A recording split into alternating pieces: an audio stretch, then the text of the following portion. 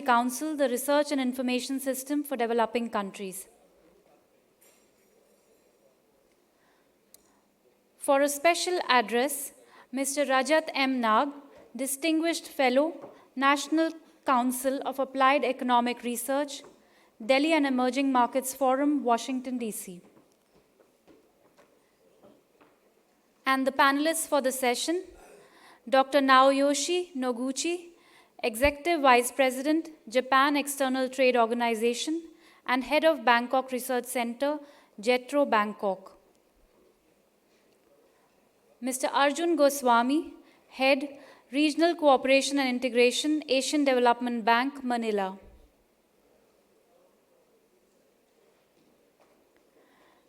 Dr. Zhou Wu, Executive Director, Center for Economic and Social Development, Yangon, Myanmar.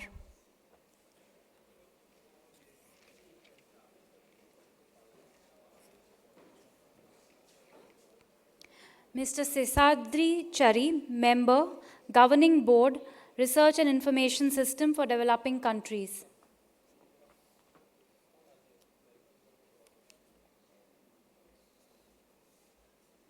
Dr. Ganeshan Wignaraja, Executive Director, Lakshman KadirgamarInstitute for International Relations and Strategic Studies, Sri Lanka.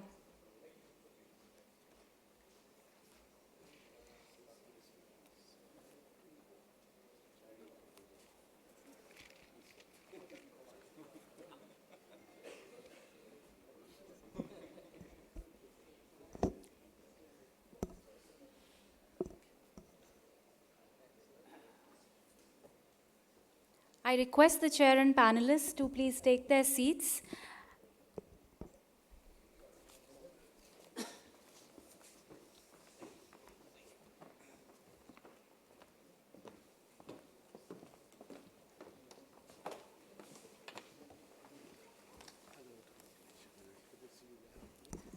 Over to the chair for the session, Ambassador Devare.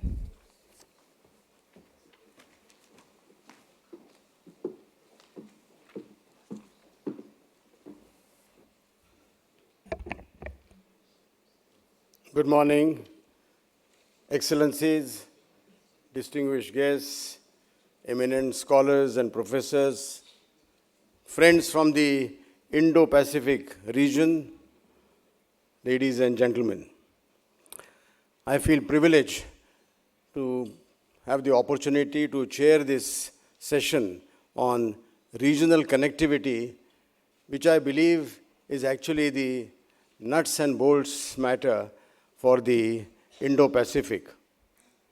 And with the introduction of this new concept, new construct, Indo-Pacific, this whole scope for work, ideas regarding connectivity has now expanded manifold. The Indo-Pacific is an evolving and expanding concept in today's geopolitical discourse, and we have already heard since yesterday extensively on this. More and more countries are coming out with their own approach. There are differences, there are similarities. In June, the ASEAN announced its own outlook on the Indian Ocean. Prime Minister Modi, in his speech at the Shangri-La Dialogue in June 2018, had articulated India's vision of the Indo-Pacific, in which he had focused on inclusiveness and also centered his comments on the need for centrality for ASEAN. Centrality for ASEAN is something which India fully believes in. And India has stood by that all along, the partnership that India has with ASEAN. In all the approaches which have been coming out on Indo-Pacific, as I said, there are sharp differences also, but there are a few basic principles such as peace and stability, freedom and open navigation in accordance with international law, like the UNCLOS, maritime security, regional connectivity, they're all similar and they are unexceptional. Regional integration is actually one of the principal aims of this enterprise. Now, to achieve this, the enabler would be development of regional connectivity. It is ironical that despite geographical proximity and cultural similarity that marks this region for millennia, there is still very little connectivity so far. Connectivity should include, logically, logistical improvement through physical links such as roads and highways, railways, shipping lines, and air linkages, infrastructural development, and all these are meant for promoting trade, investment, and economic prosperity in the Indo-Pacific region. They should also include digital connectivity and steps to maintain cyber security, supply chains linkages, which are really very important, and above all, people-to-people contacts through educational and student exchanges, tourism, etc. In my view, there are two essential requirements in this regard, and they need to be kept in mind. Connectivity must respect the principle of sovereignty of all states, irrespective of their size and resources. We have a number of examples of similar investments taking place in the region in which countries are objecting to the overstretching of their sovereignty. Equally importantly, connectivity has to be sustainable in the face of threats from climate change and environmental degradation, even as we are all engaged in meeting the Sustainable Development Goals. India and ASEAN, as well as IORA and BIMSTEC, have consistently emphasized the need for connectivity and are concurrently engaged in multiple areas. I should say that their efforts are complementary and are in line with the ASEAN's Master Plan for Connectivity 2025. We are also aware of China's ambitious program of BRI to build connectivity in the region and beyond. In the Indo-Pacific, both India and ASEAN are currently embarked on a very ambitious project of cooperation and collaboration, where the role of connectivity is going to be critical.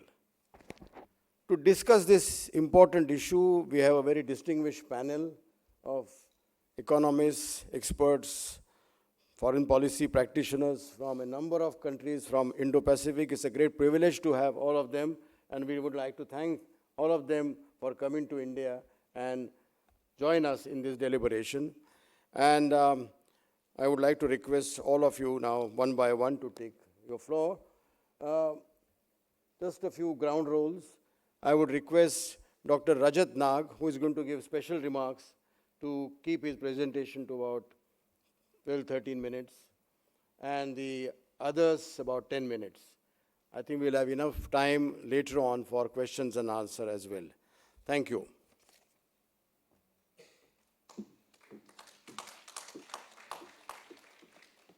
May I now call upon Dr. Rajat Nag to please give his special remarks.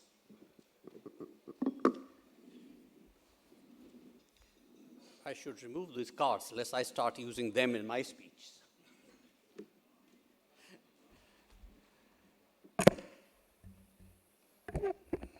Mr. Chairman, Ambassador Devare, my co-panelists, distinguished guests from the Indo-Pacific, ladies and gentlemen. First of all, my very warmest thanks to RIS for inviting me, and I recall very fondly that I was there at the first one back in 2009. So it's a great delight to be able to come to the 11th one, and may there be many more. Whenever you are called to give a special address, you first wonder, of course, what's special that you must make. So I always want to start with a quote. And it's amazing how Adam Smith, 200 years back, had something to say on connectivity. Of course, he had to say a lot of things on many things. But on connectivity, he says this: good roads, canals, and navigable rivers, by diminishing the expense of carriage, put the remote parts of the country more nearly upon a level with those in the neighborhood of the town. They are upon that account the greatest of all improvements. And what he has said about towns, you can expand that to a global village, and the Indo-Pacific is no exception. So I was struck that 200 years back, a wise man said something which remains even true today.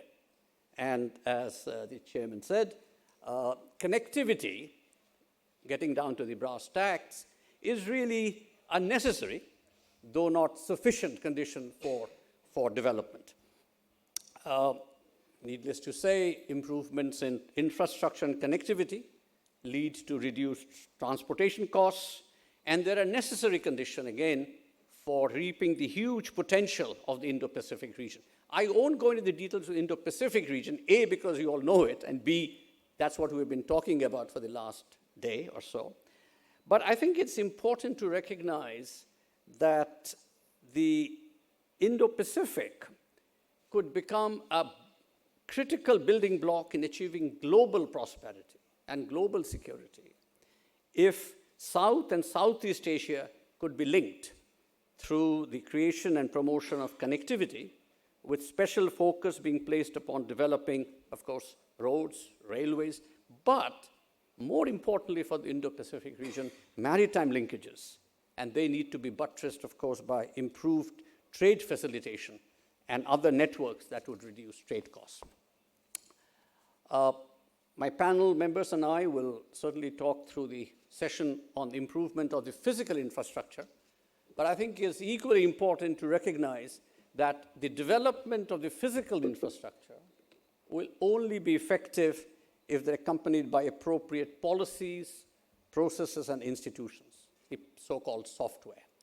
And devising common platforms and transportation policies which would, say, enable vehicles from one country to pass through another, recognizing driving licenses of one country and another, some very mundane details, but that makes all the difference.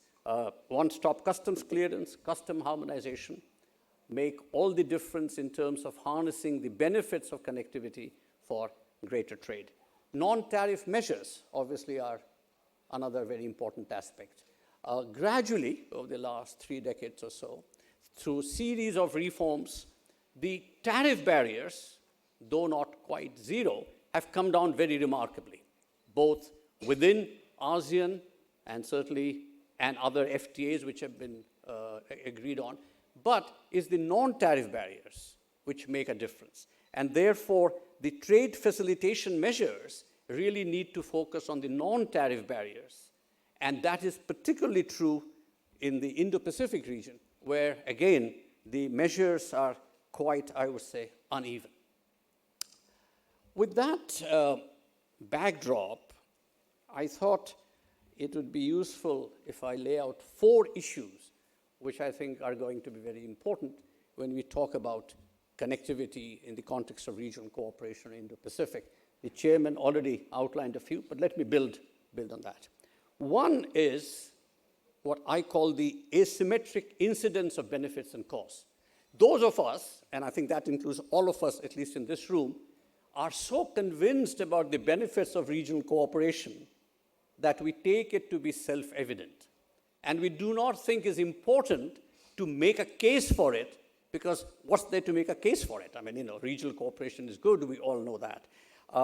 In a study done by ADB and ADBI, when Ganesh was heading up this work, there was a study done on the benefits of connecting South and Southeast Asia.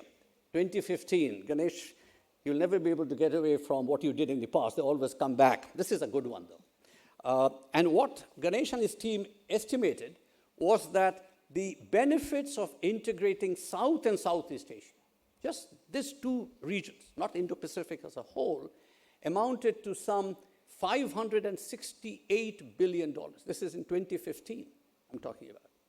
And these are based on some comprehensive integration scenarios, or removal of all tariffs, a 50% reduction in non-tariff barriers, and a 15% reduction in costs, reflecting improved trade infrastructure, i.e. connectivity and trade facilitation. That detail is not as important as how huge the benefits are compared to the costs, which we had estimated to be less than $100 billion to make this connectivity. So the benefits were huge, more than 5 times. And if you look at it in terms of this $100 billion, it's only a fraction of the $1.7 trillion, which ADB estimated in 2017 as the annual cost for infrastructure development in Asia, developing Asia, I should say, excluding Japan and Korea and Australia. So the point is that the benefits, the macro benefits are significant, they're huge. But as Arjun and his team in the ADB who work on regional cooperation would tell you, that we take the macro and proceed on that basis. But the fact is that there are gainers and there are losers. The incidence of benefits and costs are asymmetrical. The benefits go to a huge number of people. The costs of greater trade, greater physical connectivity, people in the border areas, people who get dislocated in terms of their economic activities are few. We economists, who are very good at assuming things, assume that somehow the redistribution process will compensate the losers and they'll be compensated by the gainers, accepting that we don't really work through who and how that will happen. So for me, as I've traveled this journey of regional cooperation over the last 30-odd years, and with good colleagues on this panel, the first issue that we must talk about in terms of not only the regional cooperation in general, but in the Indo-Pacific Forum, which will be even more complicated because it's a much larger area, that one has to be able to get to the incidence of costs and benefits and who pays for that. In a very interesting study that Prabir and his colleagues did recently, they did a multi-country computable general equilibrium simulation of the quadrilateral alliance between US, Japan, Australia, and India. This was a very recent study, Prabir, if I remember correctly. And that demonstrate a positive economic gain. But if South and Southeast Asia fully commit themselves to this Indo-Pacific construct, which is what we're talking about, the economic benefits would be huge. And their simulation, and again, as all simulations, they're based on assumptions, but what struck me was that, Prabir, your group came up with the Indo-Pacific group may generate over 1 trillion CG equivalent annually as a welfare gain. Now, that's a lot of money on the table. And therefore, one could assume it's a great idea. It's a great idea, but there are winners and losers, and we need to analyze that. And again, I think all of us have done some excellent work, we have heard the excellent work that Prabir and his group have done, but I think the next step is to talk about how this is shared. Because the election results day before yesterday in UK confirm that no matter how good Brexit is, obviously many people don't quite buy that. Second point, which I think is very important in connectivity, is financing and coordination challenges. I spoke about the financing requirements of Asia alone, about $1.6, $1.7 trillion a year. And these amounts are usually too large to be financed by governments alone.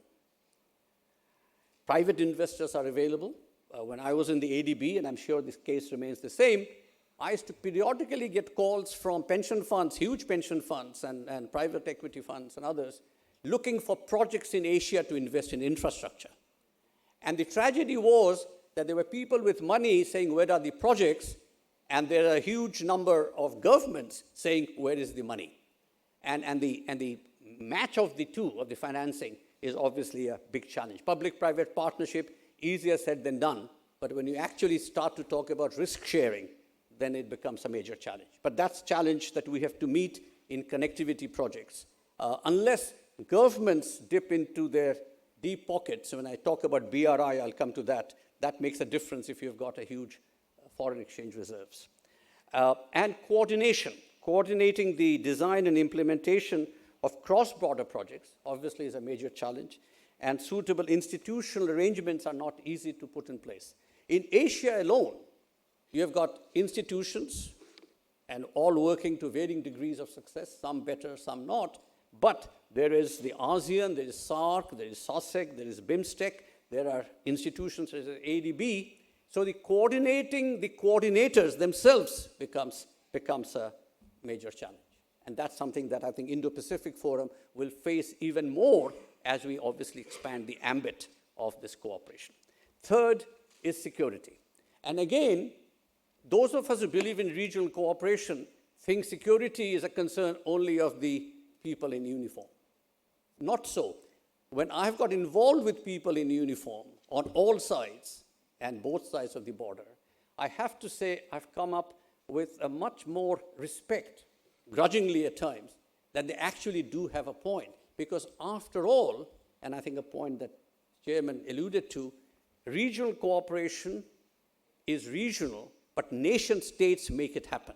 So security, national security, border security is definitely a concern.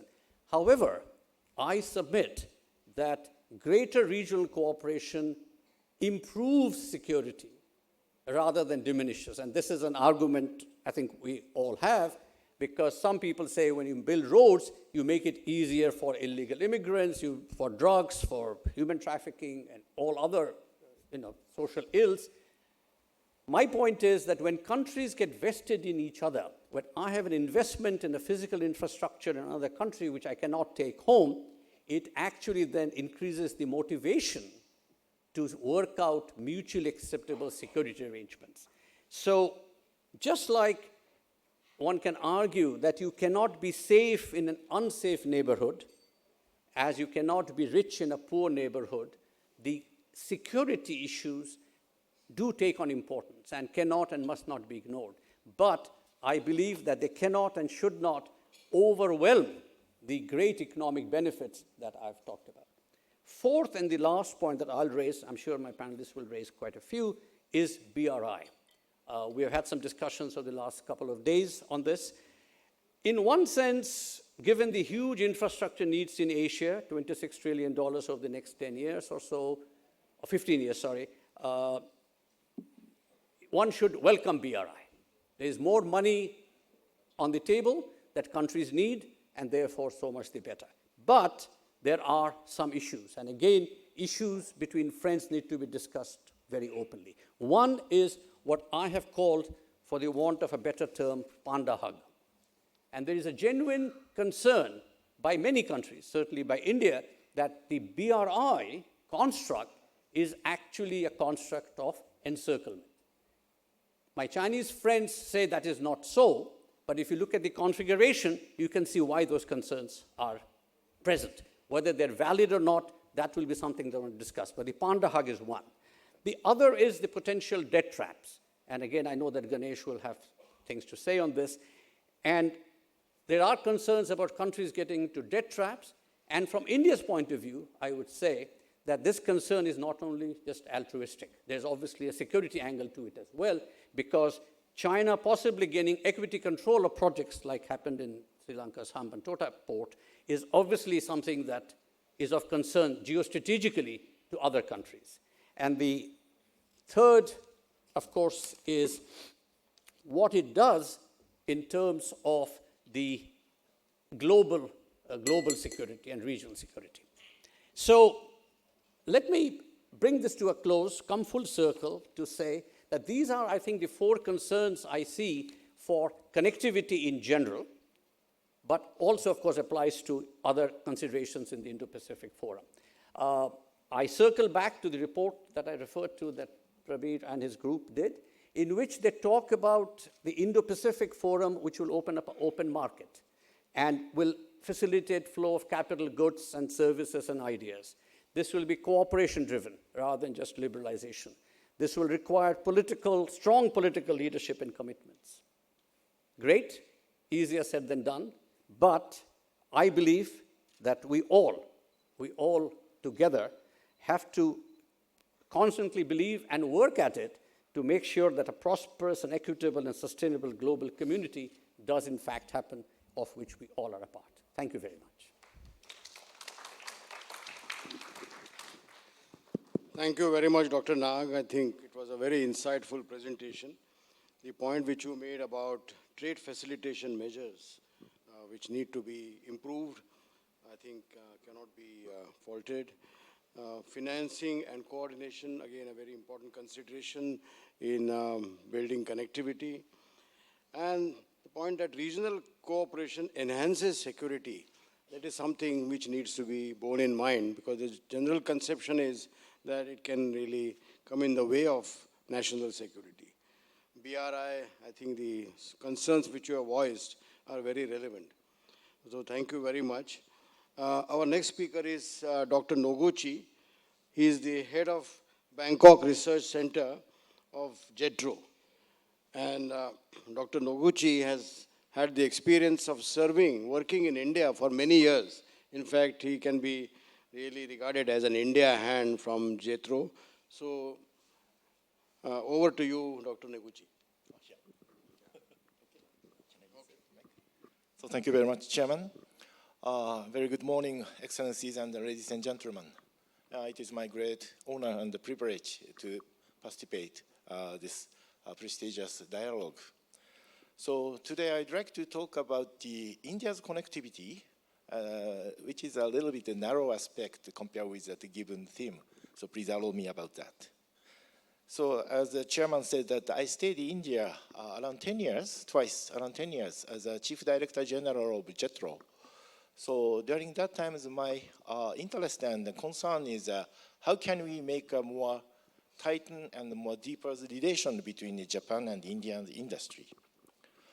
Ladies and gentlemen, in the year 2014, the Honorable Prime Minister of India announced that his ambitious slogan is called Make in India. And also he taught us that the importance of the development of the manufacturing sector, which will contribute to the future's India's economic growth. However, India also facing that very serious challenges. It's calling that creation of the job opportunity and also expansion of the export. These two big issues is one of the agenda of the Make in India, I thought. Especially that the creation of the job opportunity is an urgent issue, because now India is under the population bonus or demographic dividend since 2015 to 2045, if I'm not wrong. So now India is, many people is coming out from the market. Unfortunately, that capacity of the domestic resource is not enough to fulfill the requirement from the market. If so, we must utilize that another resources. I can say that this is a foreign players' capability. So when I am here, the biggest achievement is that maybe Indian friends know about the Nimurana Industrial Park, which is dedicated for the Japanese investors. Kindly, Rajasthan state government provide us that huge land for us. Then we attract Japanese investors. Such a big leverage is, of course, very much effective, but more than that, so that we must show the more good infrastructure. Of course, industrial park is okay, but the logistics system, of course, energy, water supply, so on and so forth, and also the availability of the capable workforce, and also free and open policy of the trade and investment. That is very important.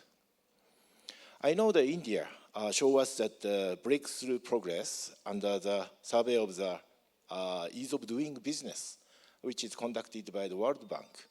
I know that India's big, progress. But unfortunately, that the number of the foreign investment is not rapidly increased. We must think that, what is the reason of that?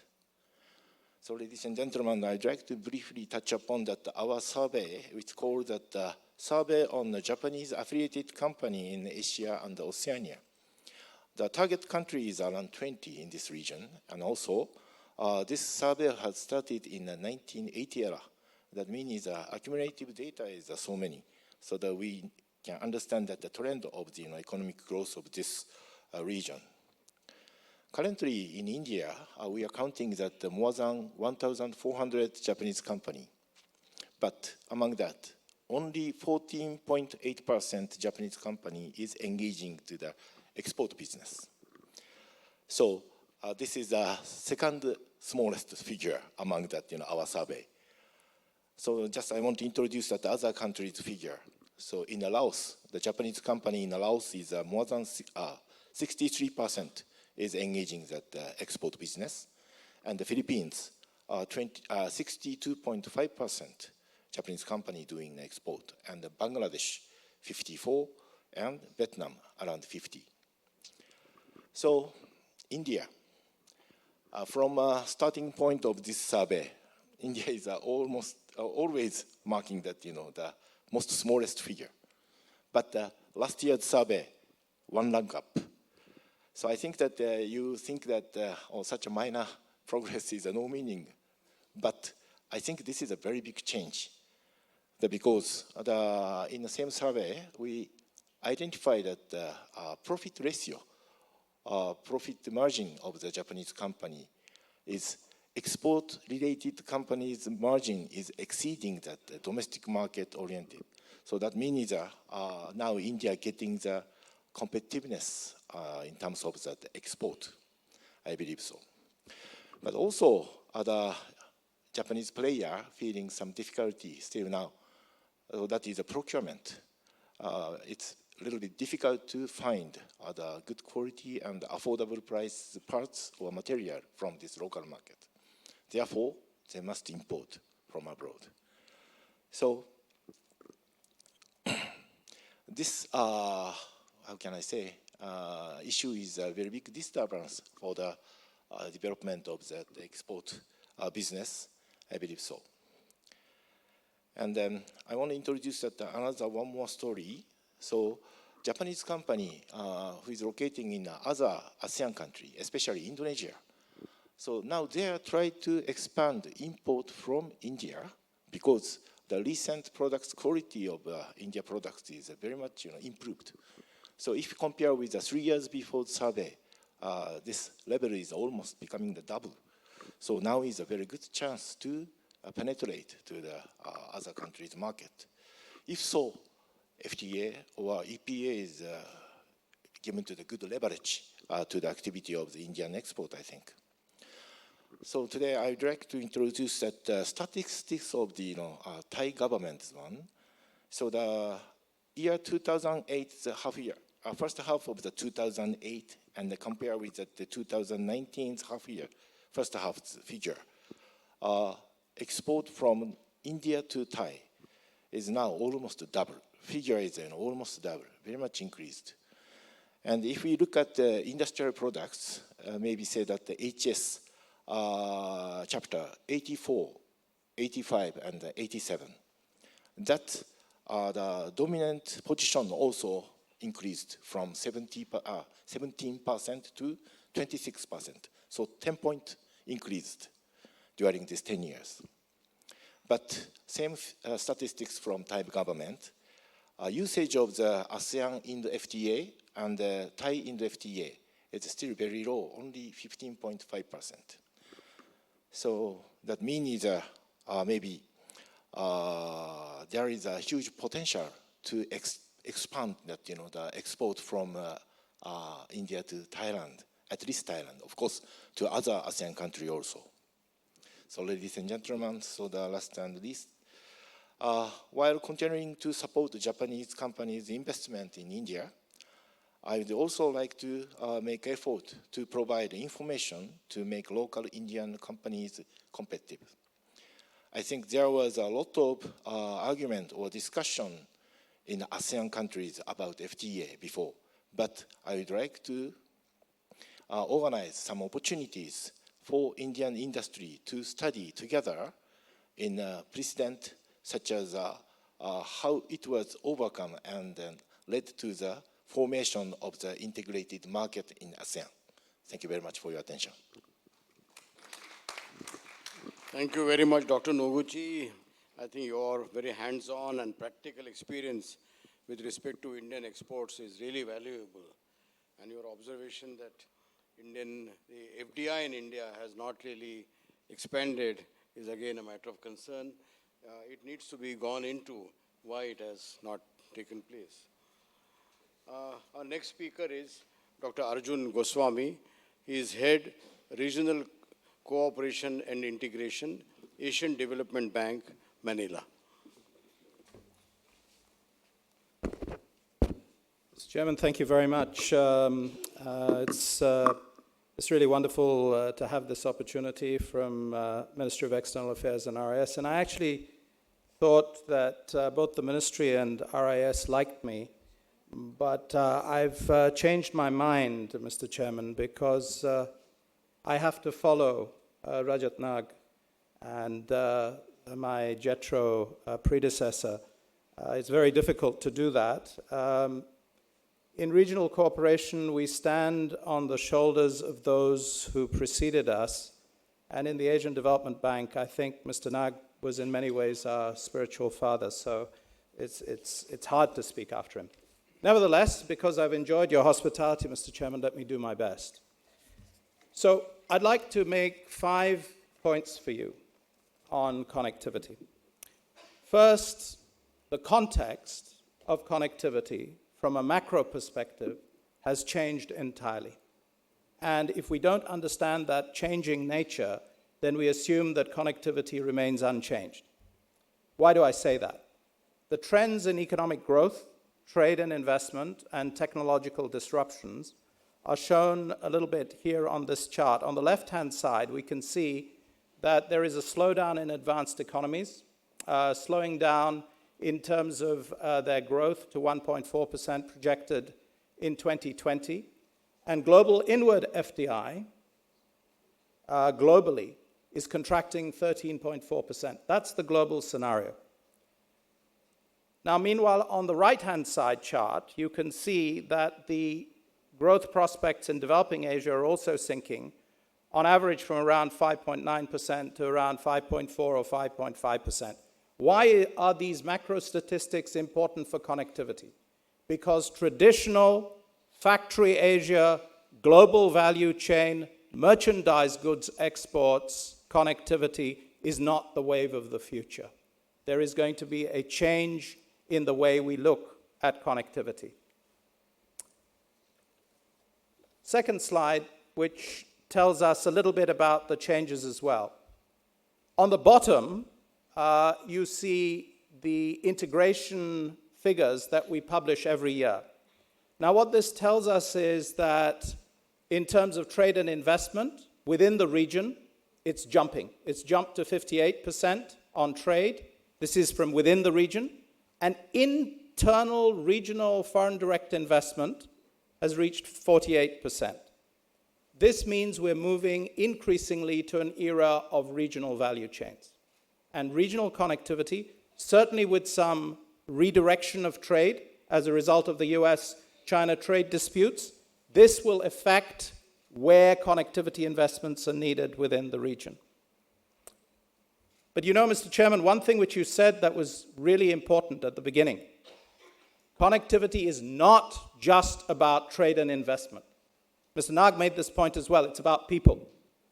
Tourism numbers are jumping through the roof globally, but Mr. Chairman, the regional numbers are that tourism is growing at 2.7 times over the period 2009 to 2018. It's huge, but the demands of passenger traffic are different from freight. This affects the way we should look at connectivity. Last point, right at the top. Mr. Chairman, I'm now in my late 50s, so I apologize I can't read that web chart very well. But at any rate, what it's meant to represent is a regional integration chart for different parts of the region. Asia is not homogeneous. It's not one. Different parts of the region are integrating with parts of Asia at very different speeds. And what this shows over the 6 dimensions that are shown there is that East Southeast Asia is integrating much more deeply and quickly than South Asia or Central Asia, which means that the unfinished agenda of connectivity for parts of the region is much deeper. All right.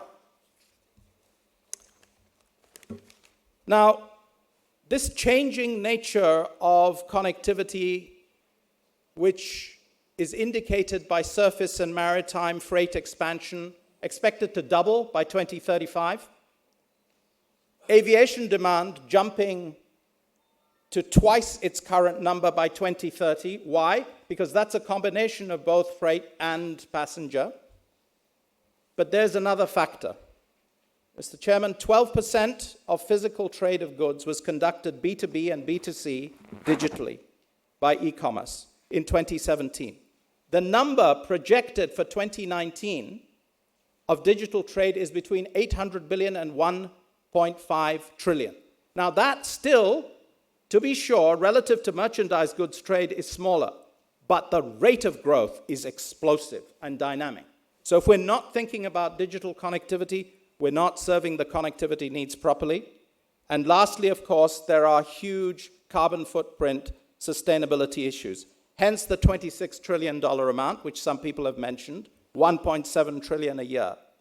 There is simply no way, whether with a quad, without a quad, whether with ADB or without ADB, whether with AIIB or without AIIB, there is no way in which this can be done simply through sovereign lending. It cannot be done. It requires public-private partnership. But public-private partnership in this context, Mr. Chairman, I would submit, is a game of patience, perseverance, and persistence. That is the right way to think of those 3 Ps when we're thinking of cross-border risk. When Mr. Nag was Managing Director General and Director General in the ADB, he spent 10 years of his life, and his hair grew gray, I know, during that time, and maybe he had a full head of hair, doing a project called Namtung 2, right? A power project, public-private, which went between Laos and Thailand. Now, my hair used to be jet black, Mr. Chairman. It's turning gray because since 2001, we have been pursuing the Turkmenistan, Afghanistan, Pakistan, India gas pipeline. Logically, it makes absolute sense. Landlocked Turkmenistan, energy-rich, exporting to energy-deficient South Asia, but very difficult to structure. What is needed are full suite development banks partnering with the private sector in order to do this. But these are not quick wins. And I think the platforms that we have traditionally had, these are some of the platforms that ADB has had, including the Greater Mekong sub-region, need to go through this change of public-private partnership. Now, Mr. Chairman, going forward comes my next point. And I think Mr. Nag and you kind of nicely positioned this. In October 2019, we approved a new operational plan in regional cooperation for ADB for the next 5 years. And in looking at this, we recognized not only that connectivity was changing and that it needed to be public-private, but that connectivity itself in the physical sense was not sufficient. Necessary, but not enough. Economic connectivity is vital. And that is very difficult to achieve. In fact, Mr. Chairman, I would go further. I would say that we risk losing the entire agenda on connectivity if this is not properly done. Now, Mr. Chairman, in the past session, people referred to the Regional Comprehensive Economic Partnership. I'm sure others will speak to it. But let me just say this. If the forgotten groups, the 4 major forgotten groups, small, medium enterprises, agriculture, women-led enterprises, and lagging areas cannot participate in trade and investment flows, then we are going to see a backlash against integration and connectivity. And that's what we saw in the RCEP discussions. I would argue that the way forward is to make these sectors competitive, to make them productive, to make them outward-oriented. And I think the JETRO comments spoke to that. The last issue, of course, is sustainability. Now, because, Mr. Chairman, I like to go from the macro to the micro, let me give you a few green shoots about what could be in the future for this next generation of connectivity that I hope you can promote. Digital connectivity, this is a small example of something that the ADB did this year. We approved a loan to a company called Pacific Broadband Satellites, a Singapore-based company. So this is focused on delivering affordable broadband internet to underserved remote areas. This was a private sector investment, Mr. Chairman. It's not that we hadn't done public sector submarine investments before, but some of this digital connectivity must be private. And it's not easy to do, especially for underserved areas, but I think with the right conditions, you can get there. I spoke about agriculture. This is often the stepchild in terms of connectivity. What's necessary beyond the physical connectivity that serves agriculture is capacity development for smallholder farmers so that they can genuinely take advantage of these opportunities. This is one small example. The ADB invested in a company called Olam, which is investing in smallholders for coffee value chains in remote countries, Papua New Guinea, in Timor-Leste. This needed to be accompanied by work on an information system that looked at certification, looked at standards, looked at capacity development. That's what we mean by full suite development, not just the infrastructure side. This is one that's close to my heart because it involves India and Southeast Asia. And when I said that we need SMEs to be more competitive, I don't think, Mr. Chairman, this is a matter of rhetoric. I don't think this is a matter of ideology. I am opposed, vehemently opposed, to people who say simply, let us condemn Indian SMEs to remaining forever small. Let us condemn them to just remaining in the domestic market. That is not the right message. There is an opportunity for internationalization of SMEs, not simply along the course of value chains, but internationalizing them even as independent enterprises along the whole chain. Small investments which they make in opening offices, trade for the first time. For that, you have to have capacity development through business accelerators in both countries. Interesting that JETRO was mentioning Thailand. The numbers in Thailand have risen, but they're still in the toilet, to be honest, right? So in order to rise that, we need this kind of intervention of SME internationalization to take place on the back of connectivity efforts. We are no longer in an era where we have to worry about the political imperative. The days of non-aligned movement where India said we don't want to join ASEAN, we're not interested, all that's over. This is a different era where we need to execute. And this is one way in which we can do it through business accelerator programs, through business associations, etc. It's not always the government that needs to do it. Last. You know, somebody mentioned the blue economy. I think Alyssa spoke to it a little bit. We believe this, how can you talk about the Indo-Pacific region without talking about the blue economy and the opportunities it provides? Well, one of the ways we should do it is to look at the port sector. I found it interesting that Mr. Nag quite rightly referred to the importance of maritime connectivity because that's 90% of our goods trade. But ports have to turn green. The International Maritime Organization, Mr. Chairman, is going to institute decarbonization rules as of next year. But how can ports do this? How can they suddenly turn green without any assistance? And will this only come from the public sector? No. What will happen is, and this is a technical assistance we're starting, just beginning, standards will be set by port authority regulators. Private terminal operators will come with green bankable investments, right? And they're willing to do that provided the regulatory standards are set. So there's an opportunity to change the dynamic, not go for the whole hog of full port governance changes. We all know how difficult they are, but targeted, careful investments of this type can make a big difference. Mr. Chairman, you've been very kind.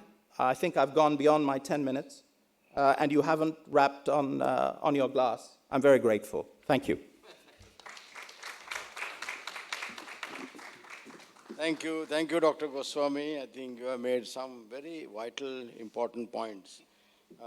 One which strikes me most is there's a changing nature of connectivity. I think we still tend to think in terms of physical links of connectivity, but we need to go beyond in the realm of economic connectivity. And there the role of small and medium enterprises, which you highlighted, I think is very important.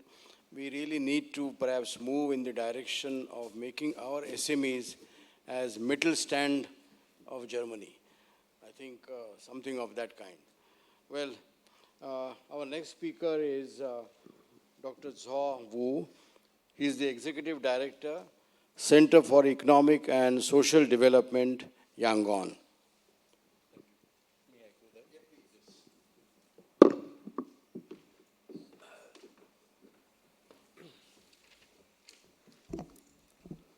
Thank you, Mr. Chair. And I also like to thank the RS for inviting me to this very important workshop on Indo-Pacific. I'm from Myanmar, and Myanmar, as you may know, is the least developed countries in the region. So we have quite a few LDCs within the ASEAN. We have Myanmar, Cambodia, and Laos. And then also in South Asia, as far as I know, it's Bangladesh is still a LDC, and then also the Nepal and a few other countries. So my views are often coming from my own background. So it's about the least developing countries, views about some of the mega projects in the region, and these are the type of views that are not necessarily well taken, and we have very little say, and then also we also don't have much leverage to shape some of these connectivity initiatives. But of course, when the small countries and least developed countries don't participate in regional connectivity initiative, and as you can see, a country like Myanmar, which is the only country in ASEAN that shares border with both China and India, and we have a strategic location where we can facilitate a lot of connectivity initiatives between the two giant economies, as well as a number of different regions. We do also have a long coastal border, so we can also act as a kind of a land bridge for landlocked Yunnan province of China, as well as the northeast India. So this is where two of the connectivity projects try to link up with Yunnan and also with northeast India through connectivity initiatives. But as you can see, there are many missing links in Pan-Asia connectivity initiatives spearheaded by the ADB for many years, mainly because Myanmar was under the international sanctions, and we don't have any access to the multilateral concessionary loan, so we can't necessarily develop and collaborate with these projects. So many of these the dotted lines are supposed to be connected under the Pan-Asia connectivity initiatives, but somehow we haven't really able to fix a lot in the last 10, 20 years. And there are some recent ones, including the initiative of the BRI, which tries to connect the Kunming, the capital of the Yunnan province of China, to 3 cities in Myanmar through the Y-shaped corridors. But nonetheless, I think from Myanmar perspective, we see this as an opportunity to also link up with not only with China, but also with India. And so if you include, Professor Ganeshan has already mentioned the significance of integrating both South Asia and Southeast Asia, but if you also include East Asia through China, I think this is a huge potential. But nonetheless, you can see the problems in Myanmar most of these problems are rooted in our own domestic situations, nonetheless pose a huge challenge to overcome for some of these regional initiatives to take place. So I'd like to highlight 4 key points, and then also like to propose a few measures that some of our leaders of the regional initiatives can consider. The one is we used to miss the boat of the connectivity projects when there were a lot of fundings around, but now that we also, when we actually were out of the sanctions and we become accessible to many of the international financing opportunities, but nonetheless we become also overwhelmed with many of the cautious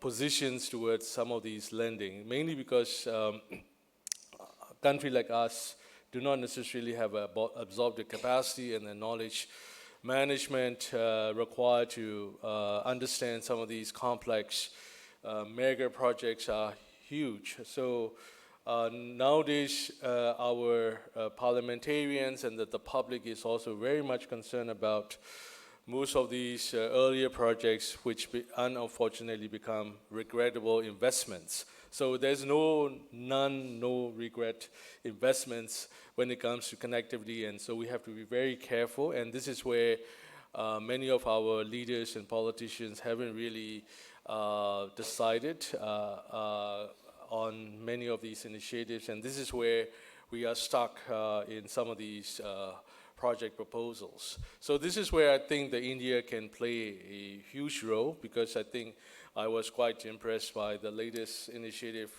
from the Indian leaders to make India as a hub of the knowledge sharing and capacity building, and maybe I think this sort of initiative can help many of the LDCs in the regional connectivity schemes to understand the cost benefits and also the long-term potentials of these projects. Professor Nag actually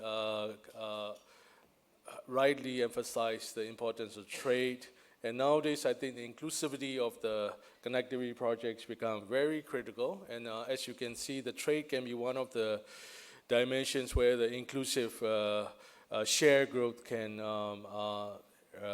be achieved.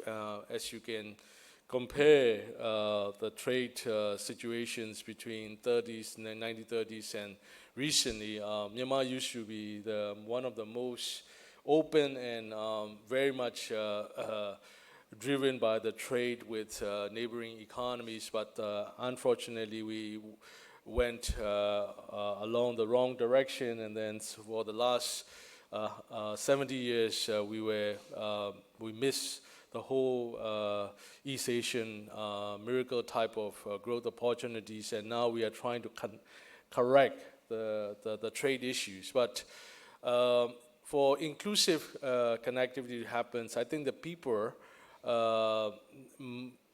their immediate benefits and the buy-ins from the public is very critical, and then so in terms of livelihoods and the welfare must be weighed carefully. And then trade sometimes can be boosted immediately after the connectivity projects, especially for the least developed countries. But nonetheless, I think our issues mostly has to do with the non-tariff measures, and which recently become non-tariff barriers, unfortunately. So this is where I wanted to actually take one example where we have a very strong trade relationship with India.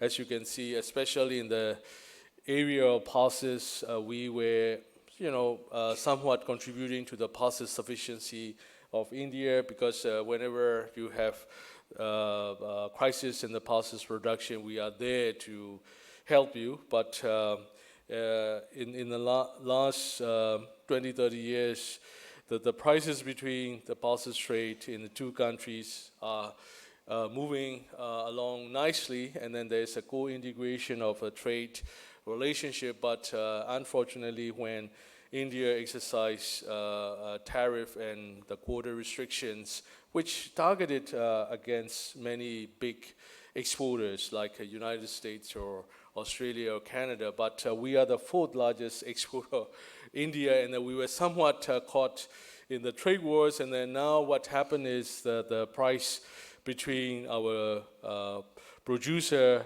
the FOB prices, and then the India domestic prices have been widened. So thanks to some of these quantitative restrictions, which is still active until end of 2019. So in any of these initiatives to take the interest of the both the producers or the farmers and then also the consumers to benefit from this sort of a long-term trade, I think agriculture trade can be very strategic, and then so perhaps the designer of the regional connectivity initiatives can also take into account of the agriculture trade, which can really build the people-to-people relationship towards a long-term partnership. This is my last point. I think, as you can see, most of the connectivity projects in the past have a very heavily emphasized on the hardware aspect of the infrastructure development, and then in many cases, the software aspects are missing, especially for the LDCs. This is the most needed part where we really need to bring and develop the institutions that can manage the complex and mega infrastructure projects. So there are a number of ways that the leaders like India in the Indo-Pacific initiative can take a step forward in terms of building up the software aspects of the infrastructure development. And India and Myanmar can particularly share many social cultural aspects, and then the two countries can also need to build upon some of these ties in the past, and then also develop the software aspects of the infrastructure development and connectivity options. And thank you very much. Thank you very much, Dr. Zawu. Well, you outlined several problems and constraints that Myanmar is faced with. Well, having lived and worked in Myanmar myself, I'm quite conscious of these problems. But as you said, there is a role for India. And I think along with that, India, I think, bears some kind of responsibility to our neighbor. And therefore, all these issues, constraints, really need to be gone into in great detail at various levels. Thank you very much. Our next speaker is Mr. Sheshadri Chari. He is the member of the governing board of the RIS, also an eminent columnist and journalist and a scholar. Over to you, Mr. Chari.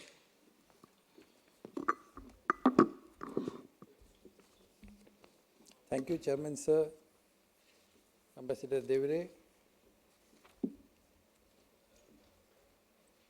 and my co-panelists, ladies and gentlemen.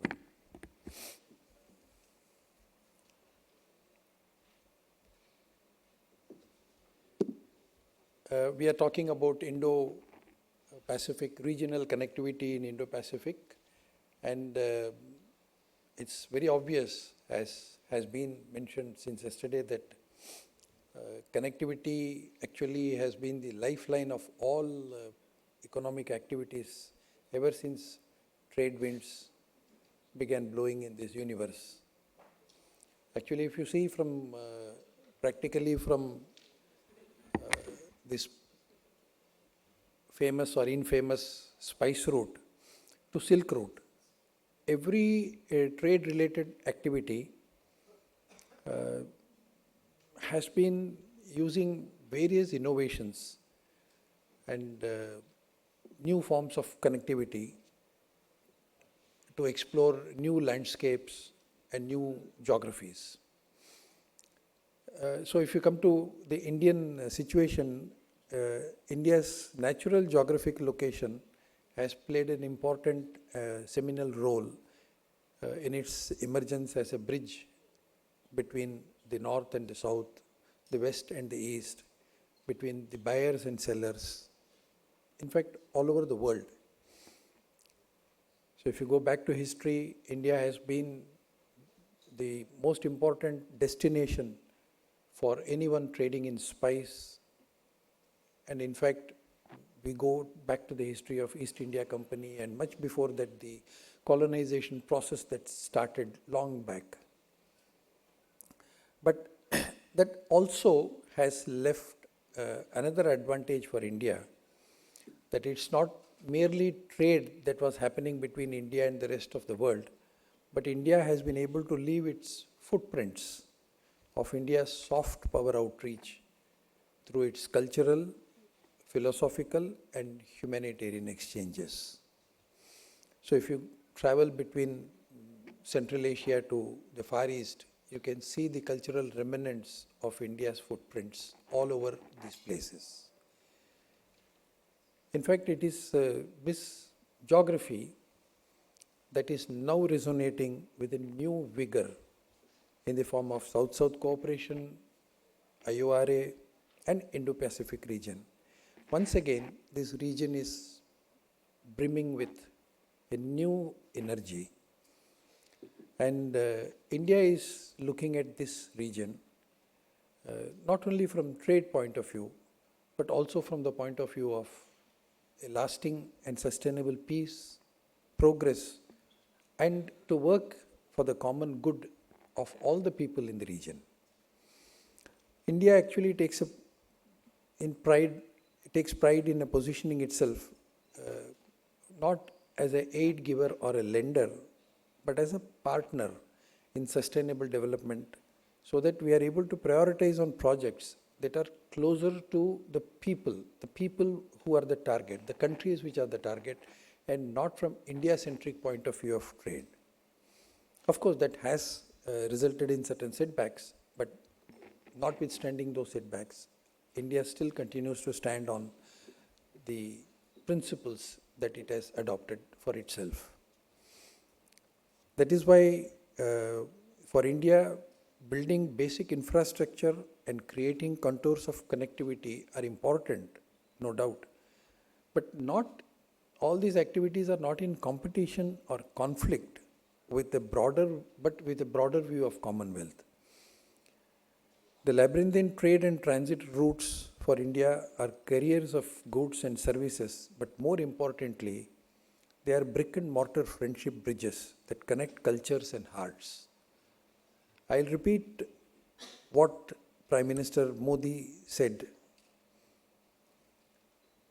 I quote, "From culture to commerce, from traditions to technology, from investments to IT, from services to strategy, from people to politics, India's connectivity pledge encompasses not just its commitment towards better physical connectivity between different geographies, but also establishment of peace and stability, building of economic prosperity, and new trade ties, curbing radicalism, removing shadows of terror, and spreading familiarity among people." So this is the broad template on which India looks at the trade and other forms of connectivity. In fact, Dr. Rajat Nag quoted Adam Smith. In fact, even before that, Alfred Mahan, speaking on the international theory, in his classic exposition of sea power, he emphasizes the sea power in the Indian and Pacific Oceans. He viewed the two oceans hedging the continental world island and decisive of the impact that it created in terms of security and strategy. And then another great theoretician, Nicholas Pikeman, he terms Indo-Pacific as this circumferential maritime highway which links the whole area together in terms of sea power. So if you look at this, in the 1980s and the 1990s, Asia-Pacific was the construct that was deployed that envisaged the discourse of Pacific Rim. Evident in the regional economic arrangements at that time, that was Asia-Pacific Economic APEC, and also East Asia Summit. This year, and much later in 2010, the new construct Indo-Pacific was created to evoke the India-US perspective. But nevertheless, Indo-Pacific as a concept started developing and emerging into a new form since 2009-2010. There were other incidents preceding this in 2008-2009. I'm not going into those details as of now. The Indo-US nuclear deal and other things in the background, I'm not going into those details. So Indo-Pacific as such, a natural geography since ages and with a new political dimensions, has emerged from the continuous debates of the new discourse on maritime power. But not with resting itself with maritime power, it is now spinning off into commerce. So the idea of Indo-Pacific also borders not only on maritime power, but also certain other issues that have been flagged earlier. In fact, India's strategic partnership with countries to the east, especially Vietnam, is very comprehensive, and substantial economic and defense and cultural cooperation has been taking place. As far as Indo-Pacific, on the Pacific end, a new institutional framework, that is Forum for India-Pacific Island Cooperation, FIPIC, has been created. And then a few years back, since 2014, the Indian Prime Minister Narendra Modi has been visiting several of the African countries and the western littoral of the Indian Ocean over the past so many years, like Mozambique, South Africa, Tanzania, Kenya, only to name a few, of course. And in 2015, India-Africa Forum Summit, 41 African leaders had come. So that enhanced the basic structure of the connectivity projects that India and Africa would be looking up. And more importantly, continuation of that, India is embarked on a very prestigious project called the Africa-Asia Growth Corridor. And I'm proud to say that RIS, under our former chairman and the present chairman, Ambassador Kumar, is directly engaged not only with ASEAN India Center, but also with Asia-Africa Growth Corridor, which involves more than 54 countries of Africa and also an equal number of countries as far as the Asia is concerned.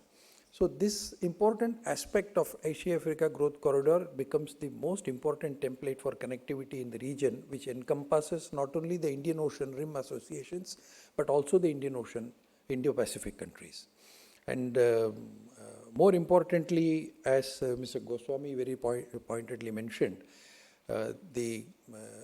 another aspect of Asia-Africa Growth Corridor is the involvement and participation of not only public-private partnership, but also the private entership in India, which is very robust.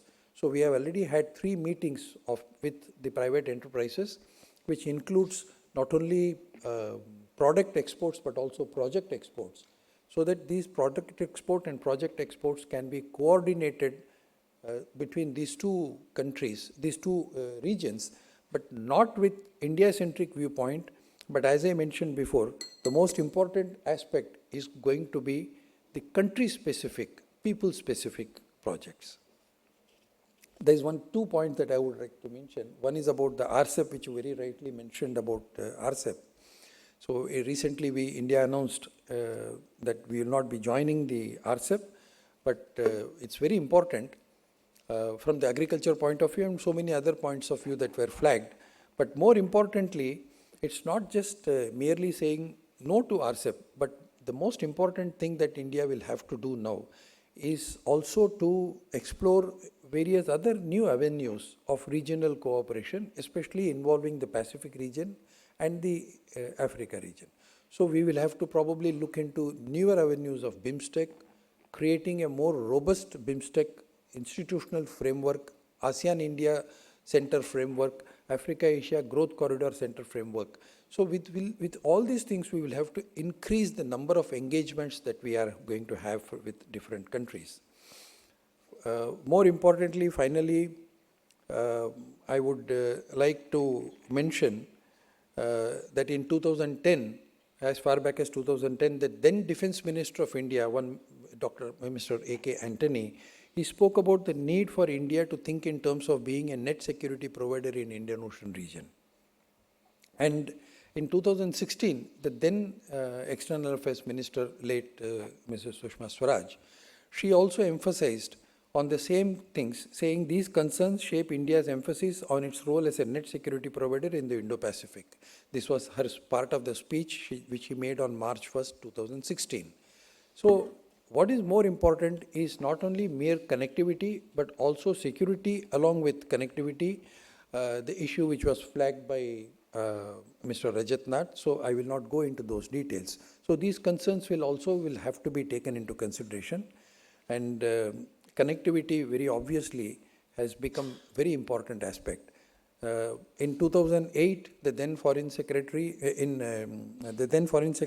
2012 suggested, the present Foreign Minister in fact, that India as a country has broadened its footprint and intensified its investment, trade and technical exchanges in an unprecedented manner. It has become more sensitive to regional cooperation, aggressively collaborating with other regional groupings and making growing commitments to broader connectivity efforts. Now, since 2014, under Prime Minister Modi, India has been engaging with the world with greater confidence and assurance with the intent of ensuring stronger growth, greater connectivity, closer integration and deeper harmony. India is now all set to expand its commonalities, manage its differences, and shoulder greater responsibility in the present internal scenario. So ultimately, it is the India's worldview of Vasudhaiva Kutumbakam, to treat the entire world as one family, that is the underlying principle and also the template on which we look at newer forms of connectivity. Thank you. Thank you, Mr. Chari. Well, I think you have touched upon a number of issues. AGC, that is Africa-Asia Growth Corridor, RCEP, India as a net security provider, and importantly, what you mentioned in the outset, that connectivity has to be for the common good of the people. I think that is the underlying theme. We have now Dr. Ganeshan Wignaraja, Executive Director, Lakshman KadirgamarInstitute, Colombo. You have the floor, sir. Thank you very much, Chair. I'd like to start by thanking RIS and the Ministry of External Affairs for the invite and for wonderful hospitality. Second, I'm speaking here in my personal capacity and not connected with the institutions which I also sometimes represent for the government of Sri Lanka. So I'm going to try to look a little bit at the relationship between the issue of regional connectivity and growth in the Indo-Pacific. And I'm going to try to emphasize a little bit of the link between economics and security. And I'm going to try to use the lens of a small country like Sri Lanka. I'm going to try to make 4 points. One, regarding inclusion. Second, I'm going to talk a little bit about the security issues in the maritime space. Third, I'm going to talk a bit about Sri Lanka's experience in the importance of strategy. And last, I'm going to talk a little bit about the architecture for this Indo-Pacific. So the first point is a very simple one. India gains if smaller neighbors are included as part of this Indo-Pacific framework. And, you know, India being important to Indo-Pacific is pretty obvious given its rising power status. But this India-centric view of the Indo-Pacific, of course, may ignore, you know, the powerful insight that come from these model-based studies of regional integration that Mr. Nag talked about, that basically India gains more in terms of economic welfare, EV, which is the term that's used, or in terms of poverty reduction impacts, or in terms of other benefits such as exports, if it takes its smaller neighbors into a comprehensive scheme with East Asia and beyond. This is instead of India going alone to East Asia or indeed the Indo-Pacific. And that's very, very important. And by comprehensive, we basically mean goods, services, investment, infrastructure, and the like. So that's very important. And interestingly, a very visible outcome of the Modi government's neighborhood first policy, which was re-emphasized in the last year, was the visit of the Sri Lankan President Gotabaya Rajapaksa to Delhi at the end of November. And what would be very useful and opportune is to have issues like the Indo-Pacific as part of these sort of high-level talks. So this concept of carrying the neighbors along is part of this process. The second point is really the security issue in relation to the maritime security in the Indo-Pacific. Now, we talked a lot about this in the IRA meeting yesterday, and basically the scenario is one for rising maritime crime. So the Indo-Pacific, or if you like, the Indian Ocean in the narrow sense, has become a center for the drugs trade. 18% of global drugs trade now happens through the waters of the Indian Ocean, according to the UNODC. This is global drugs trade. The other dimension is that there is a major risk of skirmishes at sea amongst the 160 or so warships of a great size now in this Indian Ocean region, and I'm talking about aircraft carriers, destroyers, submarines, and the like. And you may have a South China Sea type syndrome that may occur in this ocean. This is regardless of the other big risk, which is the risk of a nuclear accident involving a naval vessel, which none of the countries in this region have the capacity to cope with. India may have a bit of this, but we are reminded from Fukushima of even an advanced country like Japan couldn't cope properly. And in South Asia, small countries like the Maldives and Sri Lanka, this will be a catastrophe. Now, what is to be done? There are at least three ideas that I think are relevant. The first is this freedom of navigation. Now, it's interpreted in so many different ways. I think the hard law approach is going to be hard in the current global atmosphere of a lack of wantingness to do things on a global scale. So we have to go towards a soft law approach. And with the soft law, there are different things. Some people talk about a Djibouti code of conduct. That may be a bridge too far. But we may have to move towards a shared understanding as a first step. In diplomatic parlance, this is where people agree on a voluntary basis to try to believe certain frameworks that are needed. Sri Lanka last year had a major Track 1.5 conference on the future of the Indian Ocean, and I understand that it hopes to convene a ministerial conference to begin this conversation on the Indian Ocean. And I think this would be very important to concretize the security architecture in the Indian Ocean in baby steps. The third point I want to make is regarding Sri Lanka. Now, Sri Lanka's experience suggests that coherent national strategies are essential to reap the benefits of engagement with Indo-Pacific connectivity. It shouldn't be a passive approach where the architecture comes and countries don't do very much to have national strategy. We need to have national strategy. Sri Lanka has long aspired to be a hub in the Indian Ocean, situating itself between Dubai and Singapore because of its strategic geographical positioning. And there are probably four things that come from Sri Lanka that are interesting. The first is, since the 1980s, the country invested in ports, particularly in containerized traffic, and we built 4 new terminals. And Colombo port today is one of the most competitive ports in South Asia. I believe it is more competitive than any of the Indian ports. Possibly Mumbai is the closest competitor. Now, I should say something about Hambantota. I've listened a lot in Indian forum about Hambantota port, and the popular narrative, which comes from the US in particular, says that it's a Chinese debt trap. This view is dated, mainly because they have not looked at debt sustainability data. The update, as of 2019 December, where we stand, is that the port is being re-engineered and will contribute to increasing Sri Lanka's maritime port capability to something like 13 million TEUs, which is the measurement that is used to measure port capacity. Sri Lanka's current capacity is 8 million in the next 5-6 years. And it will contribute to Sri Lanka's drive to become a port-led maritime hub in the Indian Ocean. Now, the security issue has also been mentioned. What is not frequently mentioned is that the Sri Lankan Navy is responsible for all port calls at Sri Lankan ports. This is notwithstanding the incident that occurred in 2014 where 2 Chinese submarines came. And Sri Lanka, I think, has taken note of that particular issue with India worrying about the security concerns. And the last point that I want to make is the Rajapaksa administration has said that they're going to renegotiate the Hambantota deal, and presumably that means looking more at the security issue, which is still a concern for India and may have figured in the talks, I don't really know, 2 weeks ago.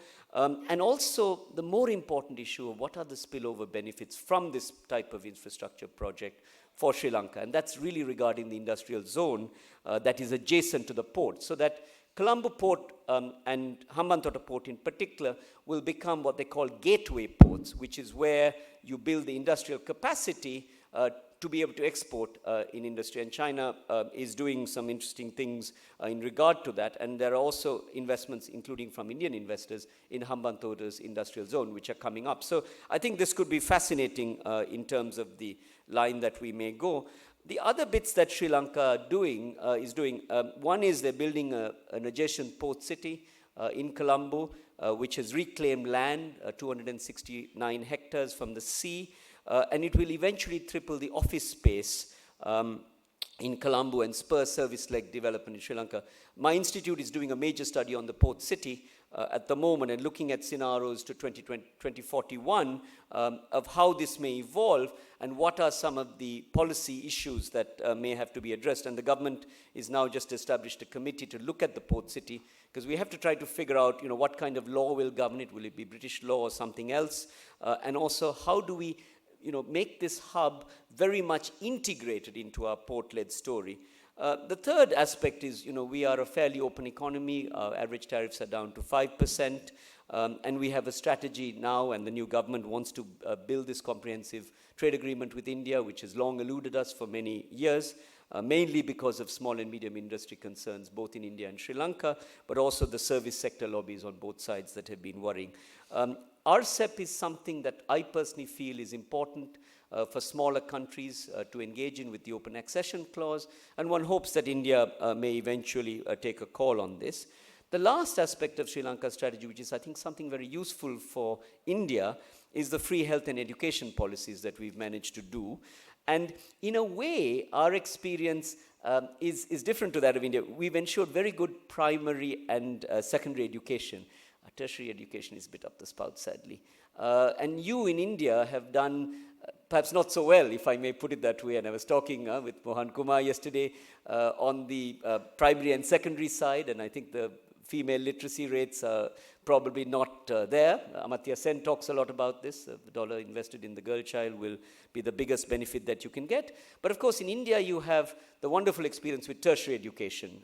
You have the IITs, the IIMs, and of course, Jindal School and others, which you have done, and we could benefit from that. The last point I want to make is about the architecture. Alicia Ayres very cleverly today talked about the geographical side of the multifarious architecture and the gaps. I would like to add a dimension to that, which is something that ADB and Rajat Nag pioneered, that the Asian regionalism infrastructure and architecture basically is institution light. We have not had a heavy-handed style European Union conducting architecture from a large bureaucratic setup in Brussels. Nonetheless, you need some sort of governance of this architecture. And the governance, I guess, starts with this nascent institution, the IORA, which sits in Mauritius. It's tried, it's very small, it's very weak. It needs to be upgraded in many ways. And I think an expert group that looks at IORA's role in the future would be a very good step. And that should look at delegated powers, which are very important, and the issue of sovereignty between national countries and regional organizations will come up, of course, but also investment in the capacity. I think it's a very small organization, there are very few people, and I'm not sure how it's financed. I think we have to think of some sort of membership contribution as relation to some per capita GDP measure or whatever they use in the ASEAN or the other context.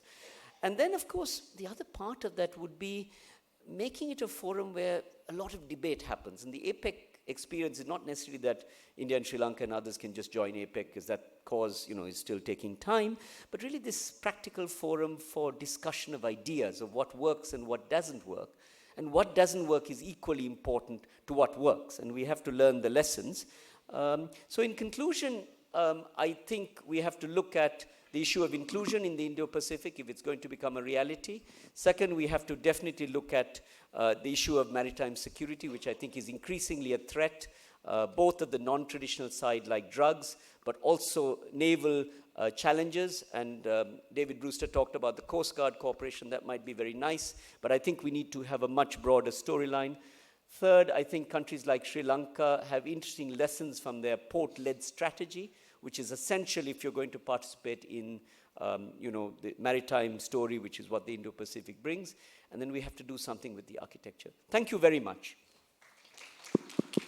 Thank you very much, Dr. Wignaraja. I think you have shared some very important and useful information with us about Hambantota being re-engineered. Then 18% global drug trade in Indian Ocean. Then your idea about Indo-Pacific, institutionalized. All these are very important suggestions. I think we need to address them more comprehensively. Well, I think we have really run well past the time. I think the organizers must be really accusing me of being very liberal. But do we have 5 minutes for questions? I think we should give. Yeah. So we'll take only 2 questions. One is Dr. Balakrishnan, and then there are 3 hands, but I would suggest make very, very brief. Bhaskar.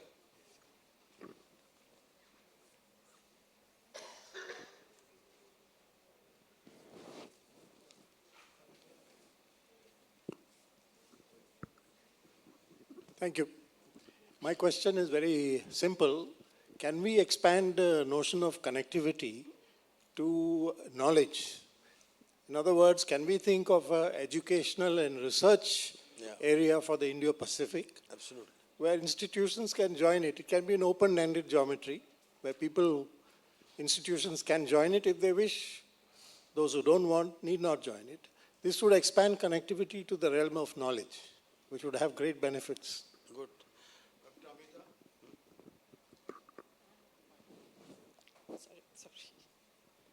Thank you. My question is to Dr. Goswami. You talked about economic connectivity and you talk about the changing dimensions in the sense of regional value chains becoming more important.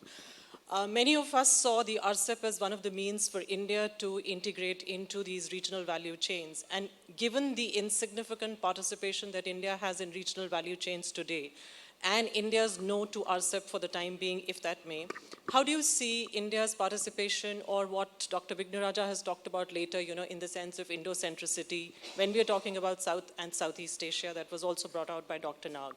1. 2, when you're talking about RCEP and the inclusivity bit, the backlash that you talk about in case of India, yes, fine, it is from the small MSMEs and the, the small industry, let's say, agriculture, etc., fair issues, justified issues. But even if you look within India, the broader industry has been glad that India has not participated in the RCEP, So the resistance is not just from the MSMEs, but also from the industry as such, across the board. And what you talk about in terms of, the efforts coming not from the state, but from the private business, in view of all this, how do you see Indian business really forthcoming for what you're proposing? Thank you. Dr. Chaturvedi, last question. Thank you, Mr. Chairman. I'm Sanjay Chaturvedi from South Asian University. My question is to Dr. Goswami, who showed a slide on which there was a mention to submarine cables. And I thought that this probably is one issue area that needs more attention, because we are looking at some kind of a vertical geopolitics here, and the way in which, for example, in South China Sea, some of these satellite stations have been replaced by G4 fiber optic cable stations. And then, of course, there is under Law of the Sea Convention, Article 113 and 115 also call upon the states to cooperate in this regard. I was wondering whether Indo-Pacific narratives of cooperation and the seamlessness and some of these norms and values that we have been talking about could be fruitfully and imaginatively applied to this very, very important domain of communication security. Thank you. Well, would anyone of panelists like to address the question which Dr. Balakrishnan asked about education and knowledge? And the rest will be Dr. Goswami. It's a very important issue. Make it very brief, please, now. But India has a very well-knit and organized private sector education system. And in fact, I'm greatly associated with one such institution called Manipal Academy of Higher Education, which is incidentally one of the three institutions of eminence declared by the government of India very recently. And we have about 8 campuses outside India, including, of course, the one the last speaker mentioned about Sri Lanka, where we are directly, actively engaged with. But it's very important point that you have made. I think we will have to have an independent, I would request Mr. Mohan Kumar, who is also associated with Jindal School, to probably look into this aspect of establishing a small center within the RIS, which will look into the education and knowledge, not as only as an industry, but also as a formidable organization. The institutional structure can be worked out. That's a good suggestion. Thank you. Dr. Goswami? So I'm conscious that I'm standing between you and lunch. So let me try and just give 2 brief answers. First, Amita, to your question. To be frank, yes, large companies have been resisting RCEP. I don't think our concern should be for the large companies in India. They can look after themselves, and they have their own reasons for, vested interest reasons for not wanting competition to come in. However, I think the issues for small, medium enterprises and agriculture, as you suggest, are real. And if you look at the history of what's been happening under the FTAs, you've seen tariff reductions and corresponding huge increases in trade deficits. Why? Because sectors are not competitive. The input side, to be frank, on land, labor, etc., these require structural change. These issues are now due. I think the economic circumstances may push India towards moving on those kinds of economic reforms. With it will come external drive. I don't think this is automatic. I'm not a believer in perfect markets. I think active work by business associations is necessary. And what I can tell you is that business associations are willing, on behalf of their small, medium enterprise constituents, to work on this. So I think we should take advantage of it, because productivity growth will come once they go into external markets. So that's question 1. On the other question, with regard to submarine cable systems, this is something that's been done in the Pacific with some success. I think done by a series of multilateral development banks, ourselves included, to good quality standards. And for more remote areas, sea-locked countries, this represents big opportunities. But we have to be very serious about economic viability assessments, because these have been tried, for example, within Southeast Asia, and it was found not to be viable. The capital costs were simply too high. So there are certain circumstances where submarine cable systems can work, and there's no reason why, with a lot of the collective knowledge that we've gained from around the countries and from different institutions, we couldn't look at that as a thrust area. Let me stop there. Well, thank you very much. Well, ladies and gentlemen, we had quite a rich fare of discussion on the issue of connectivity, and I would like to ask all of you to join me in acclaiming the panelists for their very useful and important contributions.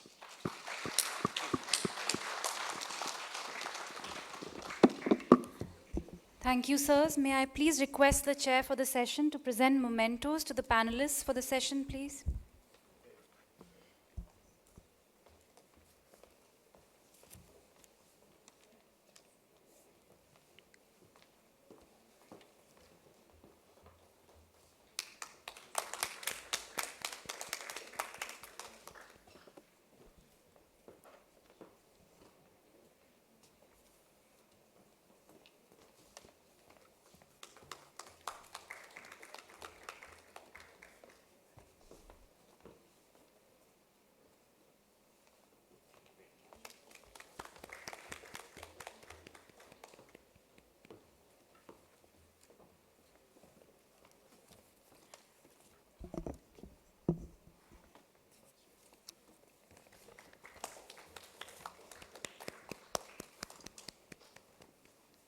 I would also like to invite Dr. Prabir Dey from the Research and Information System for Developing Countries to please present a memento to the chair for the session.